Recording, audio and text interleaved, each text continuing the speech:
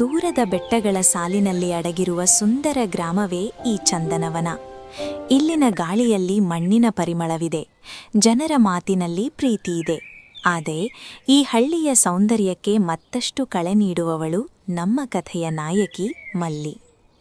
ಮಲ್ಲಿ ಕೇವಲ 18ರ ಹರೆಯದ ಹುಡುಗಿ, ಆದರೆ ಅವಳ ಬುದ್ಧಿವಂತಿಕೆ ಇಡೀ ರಾಜ್ಯಕ್ಕೆ ಮಾದರಿ. ಅವಳ ಕಣ್ಣುಗಳು ಕೇವಲ ಕನಸು ಕಾಣುವುದಿಲ್ಲ, ಸಮಸ್ಯೆಗಳ ಮೂಲವನ್ನು ಹುಡುಕುತ್ತವೆ. ಅವಳ ತಂದೆ ಸೋಮಣ್ಣ ಒಬ್ಬ ಮುಗ್ಧ ರೈತ. ಮಗಳೇ ಅವನ ಪ್ರಪಂಚ, ಮಗಳೇ ಅವನ ಧೈರ್ಯ.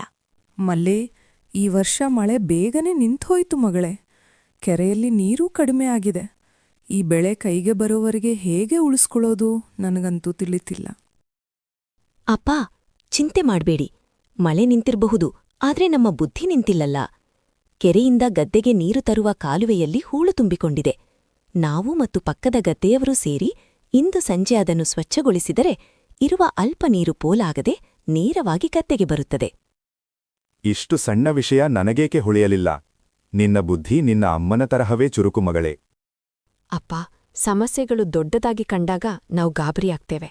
ಆದ್ರೆ ಶಾಂತವಾಗಿ ಯೋಚಿಸಿದ್ರೆ ಪ್ರತಿ ಬೀಗಕ್ಕೂ ಒಂದು ಕೀಲಿ ಇದ್ದೇ ಇರುತ್ತದೆ.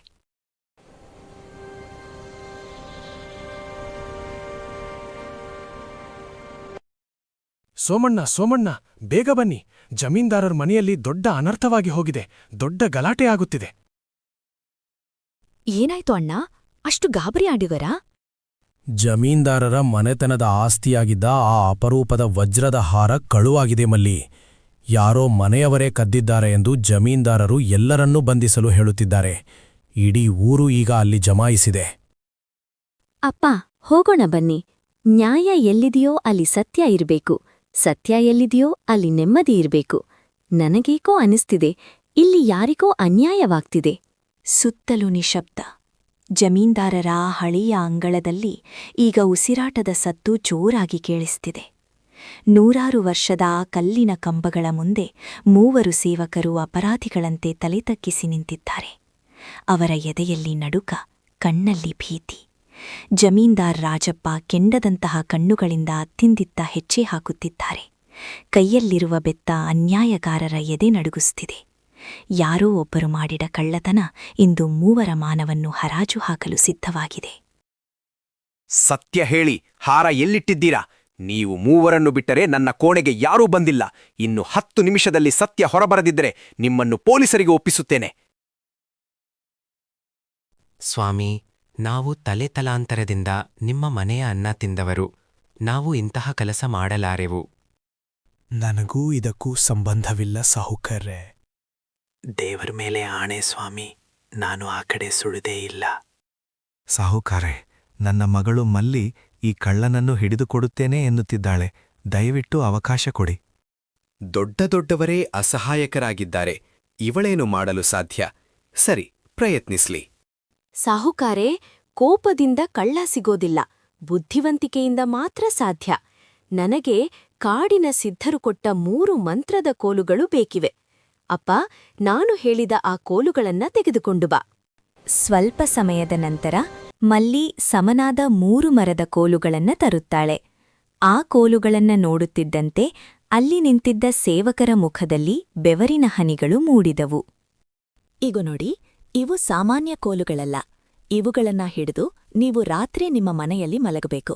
ನಾಳೆ ಬೆಳಿಗ್ಗೆ ಸೂರ್ಯ ಉದಯಿಸುವ ಹೊತ್ತಿಗೆ ಯಾರು ಹಾರವನ್ನ ಕದ್ದಿದ್ದಾರೋ ಅವರ ಕೋಲು ಮಾತ್ರ 2 ಇಂಚು ಉದ್ದ ಬೆಳೆದಿರುತ್ತದೆ.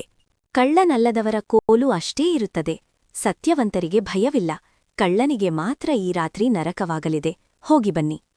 ಗ್ರಾಮದ ಮೇಲೆ ಕತ್ತಲೆ ಆವರಿಸಿತು. ಆದರೆ ಆ 3 ಸೇವಕರಿಗೆ ನಿದ್ದೆ ಹತ್ತಿರವೂ ಸುಳಿಯಲಿಲ್ಲ. 2 ಸತ್ಯವಂತರು ದೇವರಿಗೆ ಕೈಮುಗಿದು ಮಲಗಿದರು. ಆದರೆ ನಿಜವಾದ ಕಳ್ಳ ಸೋಮು. ಅವನ ಎದೆಯಲ್ಲಿ ಭಯದ ಹುತ್ತವೇ ಬೆಳೆದಿತ್ತು. ಈ ಮಲ್ಲಿಯ ಮಾತು ಸುಳ್ಳಾಗಲ್ಲ. ಬೆಳಿಗ್ಗೆ ನನ್ನ ಕೋಲು ಉದ್ದವಾದರೆ ಜಮೀನ್ದಾರರು ನನ್ನನ್ನು ಜೀವಂತವಾಗಿ ಬಿಡುವುದಿಲ್ಲ. ಒಂದು ಉಪಾಯ. ಈ ಕೋಲನ್ನು ಈಗಲೇ 2 ಇಂಚು ಕತ್ತರಿಸಿಬಿಟ್ಟರೆ ಬೆಳಿಗ್ಗೆ ಅದು ಬೆಳೆದರೂ ಕೂಡ ಬೇರೆಯವರ ಕೋಲುಗಳಷ್ಟೇ ಸಮನಾಗಿರುತ್ತದೆ. ನಾನೇ ಬುದ್ಧಿವಂತ. ಮರುದಿನ ಬೆಳಿಗ್ಗೆ ಜಮೀನ್ದಾರರ ಅಂಗಳದಲ್ಲೇ ಇಡೀ ಹಳ್ಳಿಯೇ ನೆರೆದಿತ್ತು. ಎಲ್ಲರ ಕಣ್ಣು ಆ 3 ಕೋಲುಗಳ ಮೇಲೆ.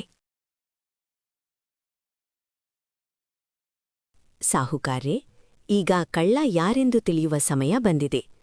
ಮೂವರೂ ತಮ್ಮ ಕೋಲುಗಳನ್ನು ಸಾಲಾಗಿ ನೆಲದ ಮೇಲೆ ಇಡಿ. ರಾಮು ಮತ್ತು ಭೀಮ ಇಟ್ಟ ಕೋಲುಗಳು ಸಮನಾಗಿವೆ. ಸೋಮು ಗರ್ವದಿಂದ ತನ್ನ ಕೋಲು ಇಡುತ್ತಾನೆ. ಅದು ಚಿಕ್ಕದಾಗಿದೆ. ಸಾಹುಕಾರ್ರೆ, ಇವನೇ ಕಳ್ಳ. ಸುಳ್ಳು. ನೋಡಿ, ನನ್ನ ಕೋಲು ಉದ್ದವಾಗಿಲ್ಲ. ಇದು ಅವರಷ್ಟೇ ಇದೆ. ಅದಕ್ಕೆ ನೀನು ಸಿಕ್ಕಿಬಿದ್ದಿದ್ದು.